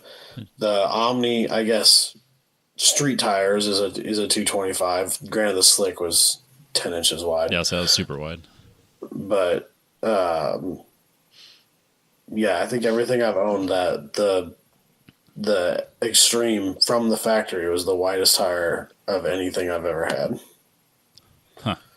And also probably the least amount of power factory. Yeah, So- probably. GM things. It's fine. Adam, So- if you want to get really mad, you should search Saturn Sky Coupe. Does that exist? Apparently, people made them. I don't Yeah. think they actually built any, but Okay. I mean, we got to go there. Oh, Jesus fucking Christ. there's a black one with white stripes that actually looks like really good. I think this is just a hard top, but Yeah, because it's a Sky. It, It's awful. I don't understand it. that's got to be one of the only cars that looks worse as a coupe. Cars that are designed as convertibles and then made into hardtops don't work very well. That Except for that the ND Miata, whatever you call the fancy pants top the thing. RF. the RF. That one. That's the RF's best looking pretty good, Miata. I will argue with anybody on that. Yeah, That's true. That's That is my true. hot take. That's the best looking Miata. that's probably not wrong though. the think heaviest. I've I've force never slot desired Miata. to own a Miata until that car. Same. You'll probably find a lot more people that agree with you than me. So I think I would like it better if if the back window was not sunk in. The buttress kind of look doesn't really do much for me. But That's the C2 Corvette or C3 Corvette, inspiration, right? man. yeah, that's kind of proving my point. 2JZ swap Saturn Sky. See? Now we're talking. Oh, On S3 magazine. Yeah, that tracks. That seems like that's where that would be. Yeah. Huh. That's got to be a cram in that little engine bay with an inline six. There's motor gotta- that's that long. There's got to be no firewall whatsoever. all you got to do is take the gas tank out of the trunk and then put the radiator there, and then everything will be fine. Yeah, there you go. Yeah, that works. And then put the gas tank in the passenger seat. We've solved all the problems. Yes. There's plenty of room if you just don't care about anything else. It's all about the driving experience, guys. Matt, so when are you painting your Z32 purple as well? Well, got all this time and motivation for that car. You should So now. I heard that. Yeah, I know. I am feeling pretty jealous that you painted a car purple because I've always wanted a purple car. But yeah, so I heard at the start of the year that, or maybe it's the end of last year, that Coda's going private, which is just a mega bummer for me because I instruct out there and I'm out there probably, I don't know, 4 or 5 times a year. And so one of my goals for this year was to get the Z32 on the road so I could go rip a lap in it out at Coda with the LS3 in it. And here I am. It's now May, and I have made no progress on that car since I came up with this idea. So I don't know. We'll see. It's the cool part about it is it's a white car, so you could it's a blank canvas. You can put a livery on it, paint it, do whatever. So What do you all? I guess where are you at with that car? I guess I have no idea. Like, could you get it running this year, like without a whole ton of effort, or is it in the condition like mine where it's just half a car and a million pieces, and you still need to buy half the pieces? well, I've been collecting parts. So we picked it up in February of last year. So the Z32 is my wife's favorite Japanese car. So She's got we got great this taste. thing. I know. We got so lucky. So I was looking for an S chassis roller for a backup car because I'm doing wheel to wheel stuff. You just never know. And I could not find any car that wasn't a $5,000 piece of crap that was rusty and run into 8 walls and all that stuff. And I was kind of getting annoyed, and I was thinking about ditching the platform and going to an 86, which is like probably the Smart choice. smart call. Because they're basically the same on paper in terms of suspension and weight and all that stuff. But then a local guy had this fully caged race car, twin turbo, slick top, 2+0. Has a cage, fuel cell, fire suppression. It's got two-piece rotors, calipers, all this stuff. The car's fully built. It just had a blown motor and it's been sitting for years. And he's like, I'm never gonna get it running. So he put it online for a little bit too much money. I almost texted him, was like, I don't want to lowball him, and then he dropped the price like $4K, probably 3 months later, and I was like, well, I'll go look at it. So I went and looked at it, kind of lowballed him still, and he's like, yeah, sure, get it out of here. So I basically paid for what a cage costs. Oh, wow. And I got the whole car. So the cool thing about it is it's got like a really crazy fancy stat gauge from like, 10, 20 years ago and all the stuff. It's good to go. So I have a Crate LS3 sitting there. It's never been run. I've got, for Black Friday, I bought a Haltech Rebel. So it's basically like a stripped out Nexus R3 with a PDM integrated and everything and a harness. So I've got the engine, the drivetrain is squared away, except the only thing I'm waiting on is I'm going to buy a Tremec TKX for it. I was kind of waffling. I was thinking about doing an 8 HP out of the Challenger in BMW. Yep. But you're kind of right now you're kind of married to the Max ECU. If you do that, they're the only ECU that can control the 8 HP. Or you buy a $2,000 controller, which kind of negates the purpose of having a $700 transmission. So I was like, well, it's the same money, and I have all the parts. My red car had that LS3 with a TKX in it for years, and so I already have the bell housing and the starter and the clutch. I got a spec clutch and all that stuff. So I literally have every single part ready for it, but I'm just getting frustrated with myself. I don't like cars to sit around not doing anything. What's that like? So I don't know. Who does that? So actually, Dusty knows my buddy Tom Holt. I don't know if we've talked about that before on the podcast or anything, but he is retired and he works on a lot of the race cars around here for autocross. So I hit him up recently. I was like, hey, man, do you have bandwidth this year? And he seemed like he was kind of bored. So he said to bring the car up to him. So I think what I'll do is I'll just I think when I get back from either Michigan or New York, I'm just going to take it up there. I have all the parts and be like, hey, let's just call the boys, get some beers, and just rock and roll. We actually swapped my 240SX.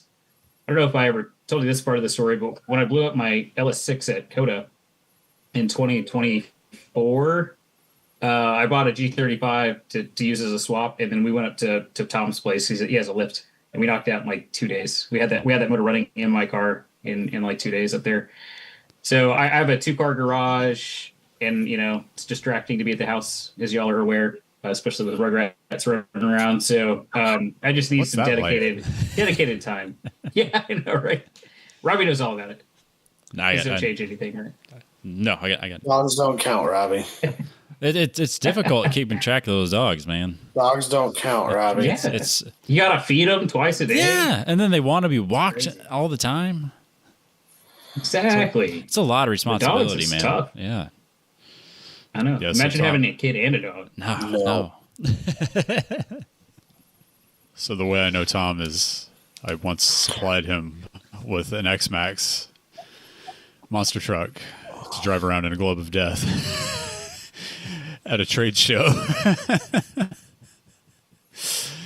Have you not, has the podcast not heard of this story? No, it was I don't know. For a long time, it was still top secret for the company that he used to work for, I think. But sounds like it's all long gone now. But he worked for an information technology firm that's based in Austin, Texas, and they had Has 4 letters in it. Yeah, they had a ruggedized server, I think, that they were wanting to showcase at a very buttoned-down, very high-toned trade show. And so their idea was to strap one on the back of an RC monster truck and drive it around in the motorcycle globe of death type thing.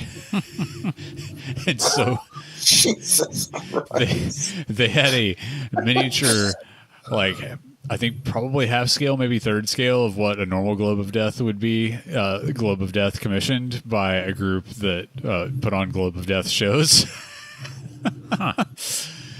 So he randomly messaged me on Facebook because we had a bunch of friends in common, and he was like, so we have this idea. And I was like, oh, I can absolutely get you a truck for that. And I think we had been at MotoGP that year, and there was a group that had a globe of death set up in the Grand Plaza at COTA for MotoGP. So I was like, yeah, you might hit up these guys. I think like they would be able to either build you one or tell you who built theirs. And I think that's who ended up doing it. And then Amazing. so they like 3D printed all, and this was like 2019, I think. So they were 3D scanning and printing all of this stuff to mount this server on this truck. And then it was a full working rack mount server. So it like quadruple or more the weight of the actual truck. So like we send him the truck, and then he sent me a couple things along the way, and then he like a few weeks later he gets a thing and he's like, so do you guys have any heavier springs for this? I'm like, like we have some that are just built for like suspension tuning. Like how much weight, like how much heavier are we talking about? And he's like, well, the truck weighs like 43 pounds now. And the truck weighed like 15 pounds from the start or something like that. And I was like, yeah, our springs are going to be on the rate of like 10 to 20% more stiff. He's like, okay, no, we'll figure it out. And then, so he like, they just got on like industrialsprings.com and got these like gnarly springs to go in this thing because it was just initially it was just bottoming the suspension out, and the skid plates were lasting like 5 rounds, and it was just grinding the skid plates off the bottom of it. But so I think he posted a video of it on his Facebook a few weeks ago, but he sent us videos of it. Yeah, it sounded gnarly. Like the sound that thing would make on the metal was crazy.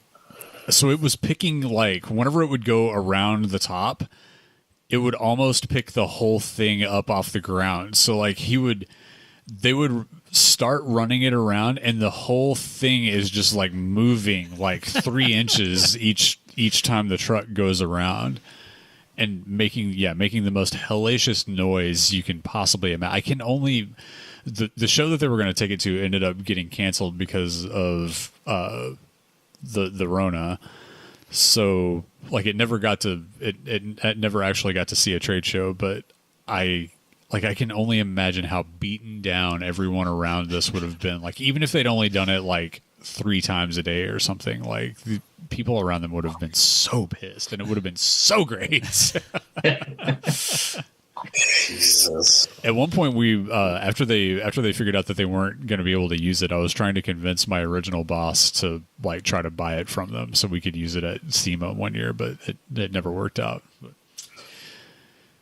yeah, one of the funnier stories I have from 8 years of trying to sling RC cars. Well, that's my buddy Tom, so he's always down for a stupid idea or making them himself. It sounds like a great idea. Yeah, I've got to actually meet him at some point. We like randomly talk back and forth on Facebook here and there, but yeah, you got that could be out sometime. It'd be good. Well, guys, I think that's about a show. We're 2 hours into this thing. It feels like a show. Feels like a show. Matt, any last thoughts as we head into our racing season? No, I got a lot of work to do. I hope your shakedown goes well, and it's uneventful, and you can just pack it in the trailer, and I'll see you in a couple weeks. All right? How many weeks do we got? We're like 5 weeks out, right? 4 weeks out. It's terrifying. Yep, it's coming up fast. Yeah, that's the crazy part. Yeah, I think besides rebuilding that caliper, I should just throw some tires on it and call it a day. Luckily, it's been very nice to me. The VQ life is good. It prefers it's the year abuse. of the VQ. I'm not sure if anybody knows this. It's the year of the VQ for sure. Yeah. Yep. An update for anybody that hasn't priced an airline ticket lately. It's not getting better. And I was literally thinking about I need to buy a ticket to Columbus, and I haven't done that yet. Yeah, flying It's a good thing you're not flying Spirit. Oh yeah, there's Right. that too. Yeah, flying American to Buffalo, New York is currently $626 round trip. Oh, Great. So I gotta decide exciting. how committed I am to going and taking pictures at the picturesque upstate New York destination of Watkins Glen International. What- Just Airport. you can't back out now. yeah, So you've I'm already ready. committed. you've scumbagged me into making sure that was a priority to me. Yeah, You still don't have a that's ticket, ridiculous, sir. Dusty. You don't buy tickets for Grid Life until the week of. This is not new. Everybody knows this. Yeah, I'm not buying tickets until. Except all the people that bought all the tickets right away. And sold Except for all the people that are selling Midwest tickets this week. No, they're selling Road Atlanta, tickets. Sorry, Road Atlanta. Yeah. Yeah. Next week will be people Midwest Fest tickets. Yeah, people that are literally begging for somebody to buy their Time Attack ticket today. Yep, it's fine. Nah, I'll be fine. I'll figure it out. But I can't wait to hang out with y'all. It'll be soon. Yeah, looking forward to it. It's gonna be a good time. So yeah, it's only $1,000 to just go hang out for a weekend. It's fine. What else are you gonna spend that money on? What are you gonna do? Yeah. What are you gonna do? Take it with you. Yeah. Well, I would spend that money on tires, but that won't get me a full set. So it get you almost half a set. Yeah, it's fine. Yeah, 2 tires almost. When you say it like that, That's more than I'm going to spend on this year. I'm just saying. No, it is not, you liar. You're going to spend way more on fishing than that, and you know it. No. Yes. No. Yes. Nah, I got enough stuff. All I got to buy is little things here and there. They're $10, $20. That's about it. It adds up, and I know. And are you fishing in Canada? Well, okay, yeah. Well, there you go. There you go. That's vacation. That's different. These are vacations to us, Adam. It's the same thing. Yeah, but I'm not saying you're gonna. You can't count. You don't count your entry fees towards your cost of your tire. I'm just saying my fishing gear is going to cost me less than a set of tires this year. You're not fishing it up, is what I'm hearing. Debatable. And that's because you spent so much on fishing gear last year. I fish 3 to 4 days a week. Thank you very much. Fair enough. We're not saying you don't use them. We're just. You need a hobby where you drive halfway across the country for it to kick you in the balls for 48 hours straight, and then you drive home wondering what the hell just happened. I feel personally attacked right now. Yep. That's why I left that hobby, is because it was too frustrating. Yeah. Hey, but for at least like 10 minutes a year, it's all going to come together. Yeah, it's all going to be worth it. Yeah, there's that peak is real time in 10 years. So, yep. As I said to my buddy Daniel, whenever I was in between sessions at the Optima event, what's it like to watch somebody do heroin for the first time in 5 years? Yep, it's gonna be good. And hopefully we have good things to say on the next episode about my Tracklicious and maybe Grattan. Surely we'll do a podcast before Midwest Fest, is all I'm saying. Yeah, this was our Midwest pre-show. What are you talking about? Yeah. On that note, thank you, Matt. We'll catch everybody else next week.